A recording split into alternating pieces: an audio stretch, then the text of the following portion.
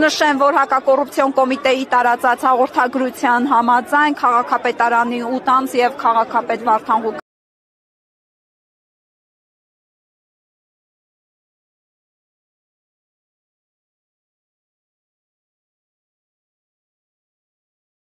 Ղուկասյանը ձերբակալվել են կաշառք տալու եւ ստանալու համար։ Այս պահին են Գյումրու քաղաքապետարանի դիմաց իրավիճակը շարունակում է լարված մնալ։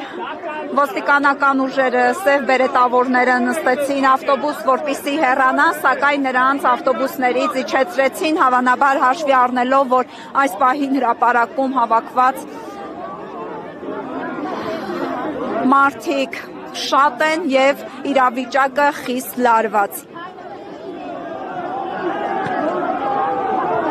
Ահա տեսնում եք այստեղ քաշքշուկ է տեղի ունենում, փորձում են հավանաբար քաղաքացիներին բերման ենթարկել, սև բերետավորներին